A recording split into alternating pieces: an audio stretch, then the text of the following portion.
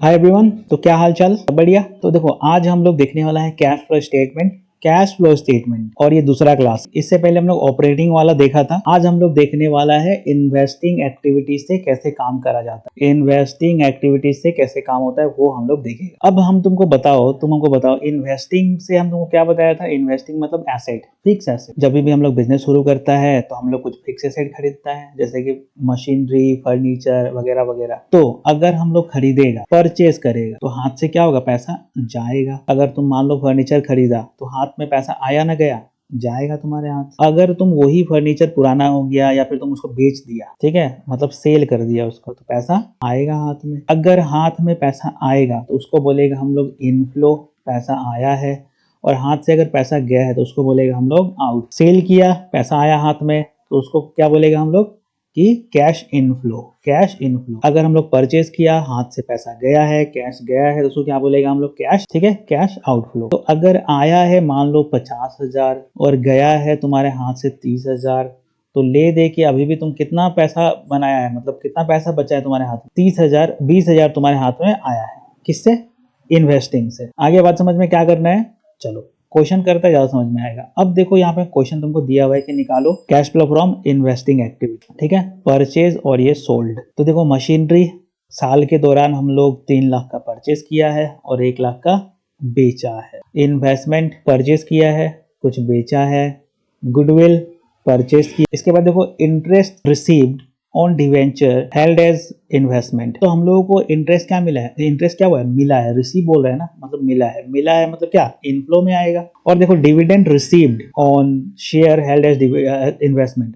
Dividend, dividend मतलब profit. जब तुम कोई शेयर खरीदता है तो उसके तुमको डिविडेंड मिलता है, प्रॉफिट मिलता है, उसको हम लोग डिविडेंड बोलते हैं, ठीक है। तो डिविडेंड तुमको मिला है, मिला है मतलब इनफ्लो, समझ रहे हो, मिला है तो इनफ्लो, गया है तो बस इतना अगर बात समझ में आ गया तो काम हो जाए। तो चलो अब हमको तुम बताओ, ये जो मशीनरी हम खरीदा है ये कहाँ जाएगा, परचेज किया है, आउटफ्लो में होगा। तो हम यहाँ लिखेगा सबसे पहले परचेज। अच्छा ये जो फॉर्मेट है तुम लोग सेम टू सेम फॉर्मेट बना लेना और इसके अंदर ही लिखना। यहाँ पे लिखना purchase of machinery, purchase of machinery कितना, 3 लाख। सोल्ड, सोल्ड मतलब इनफ्लो, मशीनरी बेचेगा तो पैसा आएगा ना। सेल ऑफ मशीनरी कितना, 1 लाख। इन्वेस्टमेंट, इसमें में से खरीदा है हम, परचेज ऑफ इन्वेस्टमेंट कितना, 1 लाख। बेचा है हम 2 lakh. Sale of investment. Goodwill, goodwill क्या किया है, खरीदा है। खरीदा है मतलब पैसा गया होगा यहाँ पे। परचेज ऑफ गुडविल कितना, 1 लाख। फिर इंटरेस्ट हमको मिला है कितना, 15,000 मिला है, मतलब इधर आएगा। यहाँ लिखे तुम इंटरेस्ट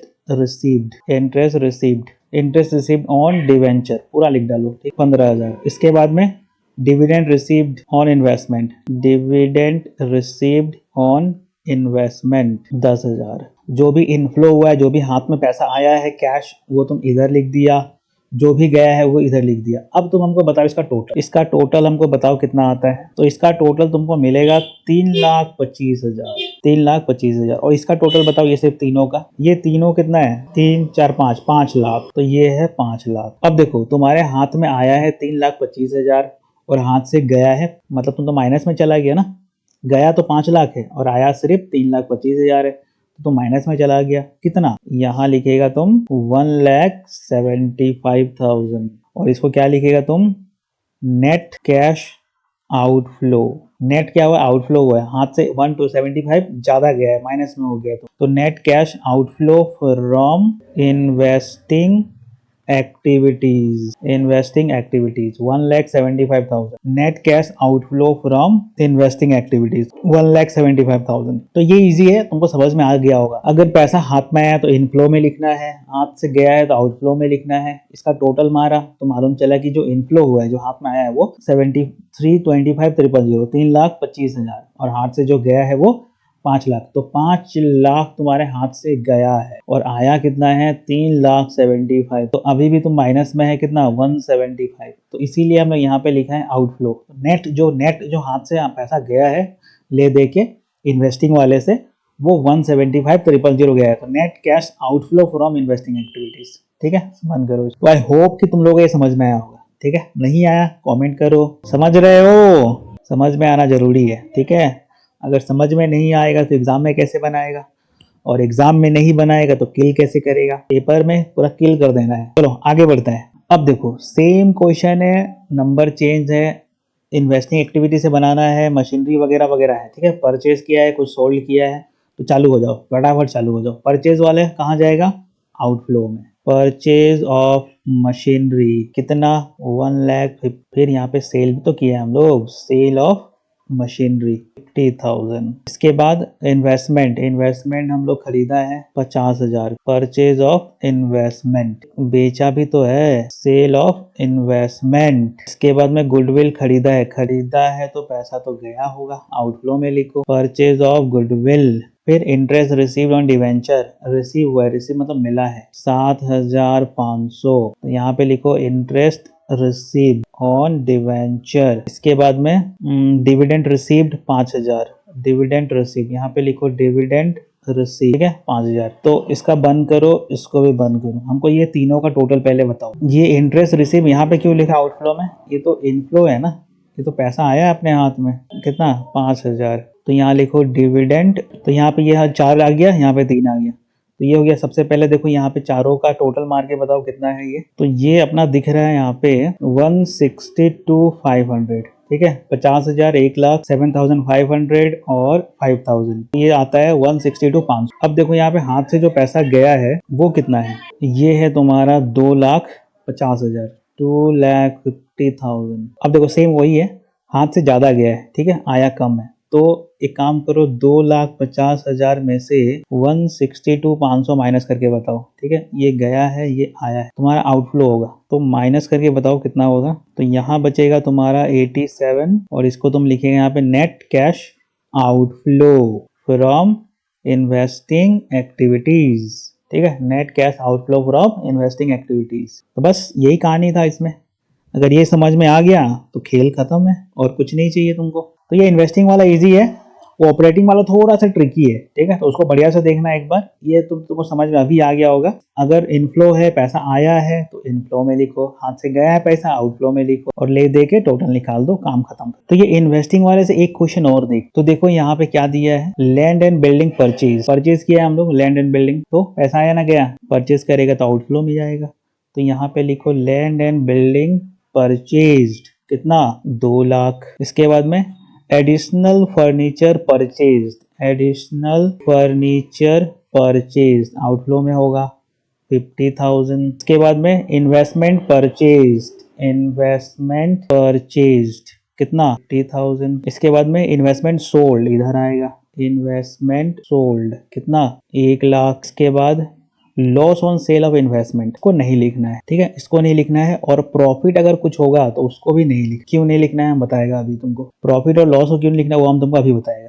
एक काम करो, इसको एक बार छोड़ो, आगे बढ़ो। Plant and machinery sold, sold होने से इनफ्लो में आएगा ना ये वाला 40,000 होगा यहाँ पे प्लांट एंड मशीनरी। इसके बाद में dividend received, dividend receive 15,000, dividend received, dividend received. फिर इंटरेस्ट रिसीव 20,000, 20,000 है इंटरेस्ट रिसीव्ड, ठीक है। इसके बाद सेल ऑफ लैंड, लैंड बेचा है तो पैसा तो आया ही होगा 3 लाख रुपए, ठीक है, सेल ऑफ लैंड। तो हम तुमको बताया कि ये दो चीज तुमको नहीं लिखना है, प्रॉफिट और सेल। अब तुम समझो कि प्रॉफिट एंड लॉस क्यों नहीं दिखाना है। अब मान लो तुम्हारा जो लैंड है वो है 5 लाख, और उसको तुम बेच कितना में दिया, तुम बेच दिया 6 लाख। 5 लाख का तुम्हारा लैंड था, और उसको तुम सेल कितना में कर दिया 6 लाख में। तुम्हारे हाथ में कितना पैसा आया 6 लाख, 6 लाख रुपए आया, और तुम यहाँ दिखा दिया उसको 6 लाख तुम्हारे हाथ में पैसा है, उसको तुम दिखा दिया। प्रॉफिट कितना हुआ है, प्रॉफिट हुआ है तुम्हारा 1 लाख। तो ये जो 1 लाख है वो तो इस 6 लाख के अंदर तो बैठा ही हुआ है। ये जो 1 लाख तुम अलग से दिखाया यहाँ पे प्रॉफिट, यहाँ पे ये जो प्रॉफिट तुम अलग से दिखा रहा है यहाँ पे, ये तो इसी के अंदर है, 6 लाख के अंदर ही है। और वो तुम ऑलरेडी यहाँ पे लिख चुका है कि जो भी पैसा हमको मिला है सेल करके वो हमारा 6 लाख है, तो वो हम तो लिख ही चुका है। इसीलिए अगर तुम वापस से ही इस प्रॉफिट वाले को दिखा देगा ना इनफ्लो में, तो ये तो बढ़ जाएगा, 1 लाख ज्यादा दिखा देगा। तो नहीं करना है हमको, प्रॉफिट और लॉस से यहाँ पे मतलब ही नहीं है। हमको बस ये देखना है कि पैसा कितना आया बेच, अगर 6 लाख आया तो 6 लाख लिख, अगर लॉस में बेच दिया, मान लो 5 लाख का सामान था उसको 4 लाख में बेच दिया, तो 1 लाख का तो लॉस हो गया ना। 5 लाख का सामान था, इसको 4 लाख में बेच दिया तो 1 लाख का तो लॉस हो गया। तो लॉस को भी नहीं दिखाना है हमको, बस ये देखना है कि हाथ में पैसा आया कितना, 4 लाख तो 4 लाख लिख देगा हम लोग। तो बस इतना समझ जाओ, प्रॉफिट या लॉस को अलग से अगर दिया हुआ है क्वेश्चन में उसको नहीं लिखना है, बस ये लिखना है कि उसको बेच के कितना है, प्रॉफिट एंड लॉस वाला अमाउंट नहीं लिखना है। आइए बात समझ में, आगे बढ़ो, बहुत जल्दी समझ जाता है तुम लोग। तो सारा तो तुम लोग लिख चुका, अब बंद करो। तो इसका जो टोटल है वो तुम्हारा आ रहा है 4,75,000, ठीक है। ये जो इनफ्लो वाला जो टोटल है यहाँ से लेके यहाँ तक, अभी इन दोनों का टोटल जो है, जो आउटफ्लो में है वो है 3 लाख। तो देखो तुम्हारे हाथ में आया है पैसा 475,000 और हाथ से गया है तुम्हारा, तो कितना ज्यादा इनफ्लो में बैठा है तुम, 1,75,000 तुम इनफ्लो में बैठा है। तुम यहाँ लिखेगा 175,000 net inflow from investing activities, ठीक है। Net cash inflow from investing activities, net cash inflow from investing activities 175,000। ये काम करना है तुमको क्या बताया, अगर प्रॉफिट या लॉस अलग से दिया है तो उसको नहीं लिखना है, बस तुमको ये देखना है कि उसको बेचे कितना है। जैसे कि ये लैंड तो हम लोग 3 लाख में बेचा, ठीक है, वो हम लोग यहाँ पे लिख दिया।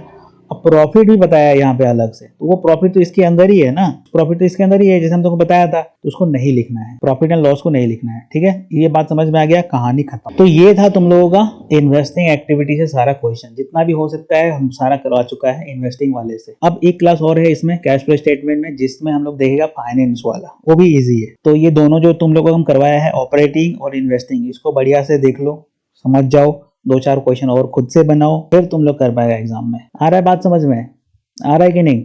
बताओ, जल्दी बताओ, कमेंट में बताओ कि हाँ समझ में आ रहा है। तो चलो फिर अभी के क्लास में इतना ही रखता है, बाय बाय।